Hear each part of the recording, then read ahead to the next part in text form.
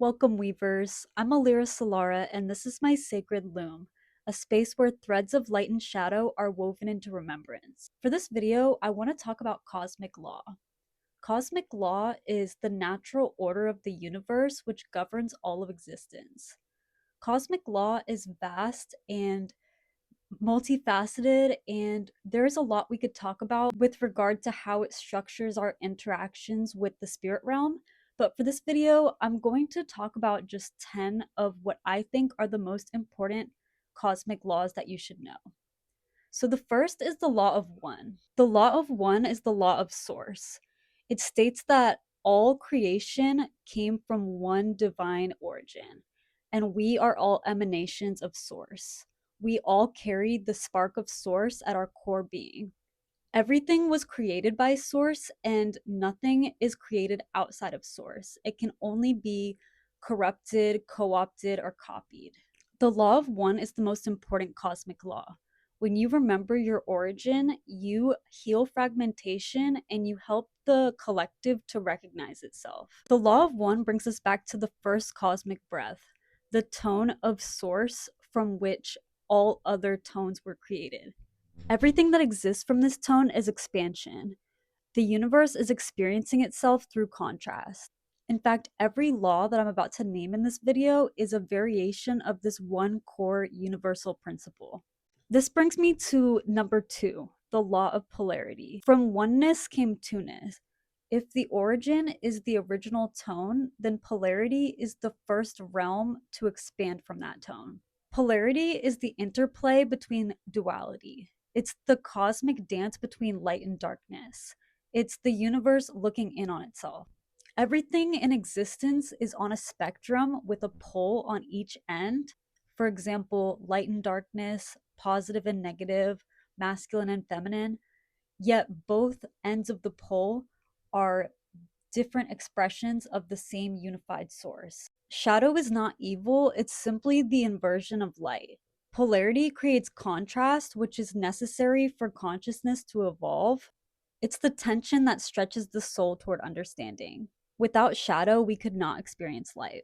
Number 3 is the law of frequency, also be known as the law of vibration or the law of resonance. This is the law that states that everything in creation is vibrating at a specific resonance. This law also states that the frequency you hold is what you magnetize. Like attracts like. You can shift your resonance through emotion, empowered action, and aligned intention. Your reality is an energetic match to your current vibration. When you shift your frequency, your resonance begins vibrating on a different version of reality. This is what people mean by quantum leaping or timeline shifting. Your frequency also holds your value of consciousness. So if you're at a low frequency, it's going to feel tight and dense and slow and low vibrations, and there's going to be negative emotions like fear and despair and shame. And then if you're at more of a middle frequency, you might be learning or discovering through shadow work or curiosity. Higher frequencies are when you are truly closely aligned with source energy and your resonance is balanced and attunement to source frequency. False frequencies are what happens when a frequency mimics the voice of truth but holds separation at its center. False frequencies occurred after the rupture. They were a response to the original split. False light is hierarchy. It feels like performance and control and not about aligning with truth, but more about putting on a show without doing any shadow work or looking at the shadows at all. It's basically hiding in the light. And false darkness is a resigned to the rupture. It's basically when you're in the darkness and you feel like there's no way home, and so you make the darkness your home. This is an act of rebellion that's masked as powerful, but really it's devoid of any meaning or love or truth. Number 4 is the law of correspondence. This law can be described with the phrase as above, so below. This law tells us two things about the universe. Number 1, it tells us that the universe is a mirror. And number two, it tells us that the universe is a fractal. The universe is a mirror because it reflects your inner landscape. What you cultivate within is what is going to be modeled to you externally. The universe is a fractal because everything in existence contains the same energetic blueprint, which I call the seed of life. Life is made up of repeating patterns. For example, the patterns of the currents of the ocean are reflected on a larger scale in outer space. Every individual consciousness is a microcosm of the whole. Our body and our thoughts mimic the pattern of the entire universe. The law of correspondence also relates to the law of polarity in the sense that what goes up must come down. So if you're going through deep, dark shadows, you're destined to go through bright light in the same intensity as it was dark because the universe is constantly seeking harmony. This leads me to number five, the law of harmony, which is basically what I just said. The universe is always moving toward equilibrium. When any vibration moves out of coherence, the universe naturally realigns to restore balance. This is why everything that goes up must come down. It's not a punishment, but the universe naturally corrects any disharmony. This law is why, in order to expand, you must first collapse.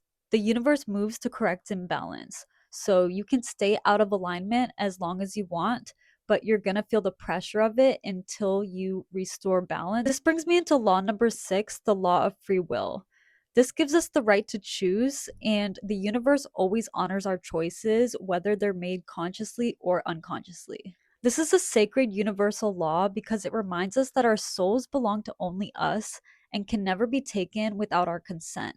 This can also be known as the law of sovereignty because it gives us the right to revoke and reclaim any false agreements, and it gives us the right to protect our energy from distortion. The tricky part about free will is that the universe always honors it, even if it was made under deception or manipulation. The light will never force you, but it will always welcome you with open arms. So if you're tricked into a false contract or a false agreement, the light will not intervene. The good thing is that you can always call yourself back once you remember your sovereignty.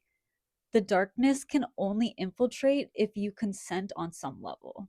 This law also governs spirit realm interactions with humanity and limits what can be said to protect our experience in this cosmic game. Number seven is the law of integration. I talked in my last video about the timeline split. There are two dominant timeline streams emerging in the collective: integration and severance. These are two polarized timelines living side by side. Severance is the timeline associated with fragmentation and separation from source and distortion, and integration is the timeline associated with coherence and truth and light. The law of integration states that these two timelines are not two different realities, but two polarized versions of the same thread. The only real truth is the law of integration. In a sense, severance is like the shadow of integration. The pressure of the split is the friction between the parts of humanity that want to awaken and the parts that want to cling to distortion. In the end, integration is the only true timeline. This embodies number 8, the law of collapse. This law states that anything not rooted in source cannot sustain itself and will inevitably collapse under its own hollowness. When the timeline split seals, which is when the two polarities become so polarized that there's no room for overlap anymore, anything not aligned with integration will dissolve. That doesn't mean the energy of the severance timeline will be destroyed, but it will be pulled back into the loom. The pattern of false frequencies and distortion will disintegrate and be rewoven into the loom of source. Going back to the law of one, in the end, everything returns to the whole. Number 9 is the law of orientation. This is closely related to the timeline split, and it's kind of a subtle layer. The law of orientation governs the position of alignment. The orientations are like two polarities. It's the way you approach and interact with the collective. The two polarities are service to self and service to others. Service to self is aligned with the severance timeline. People with this orientation prioritize their own individual gains and agendas over the collective consciousness. Service to others is aligned with the coherence integration timeline, and it's aligned with source light. Individuals with this orientation value collective coherence over individual gain. This is the essence of the timeline split and the choices that we have. Each person's inner compass determines which timeline and which frequency they embody.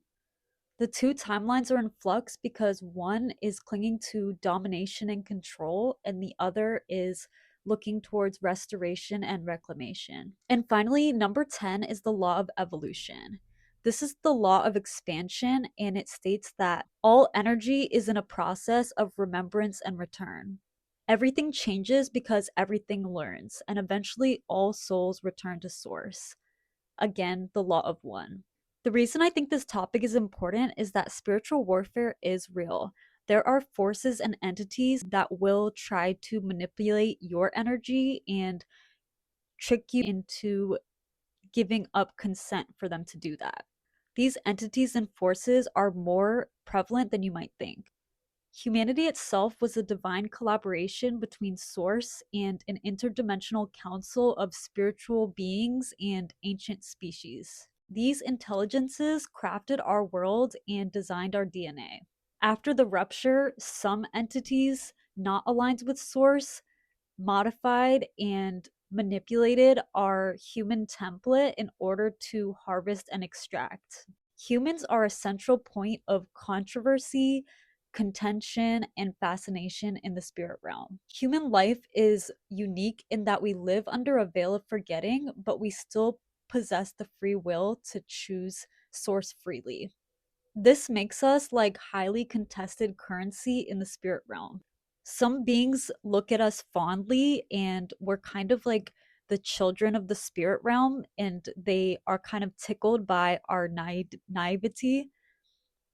But some beings despise us and think that we are weak, and they try to harvest our energy, and they try to trick and manipulate us to benefit off of us because we don't know any better.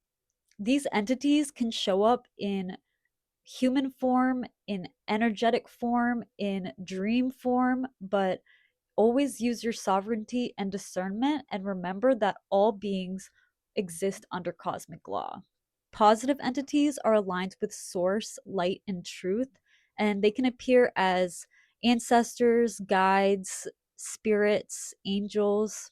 These beings honor free will completely.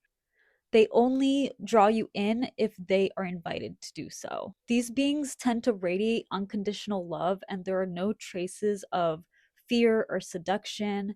They honestly have a little bit of a twinkle about them. They have kind of like a lighthearted humor, usually, and a sort of joy to their energy that puts you at ease.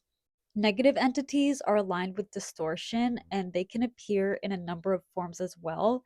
They can appear as tricksters, parasitic entities, soul brokers, egregores. Although all beings must operate under cosmic law and respect free will, negative entities will use tactics to try to get loopholes. They will use false agreements, false contracts, and convince you of things that make you give up your sovereignty. They use coercion, confusion, or seduction to extract from you.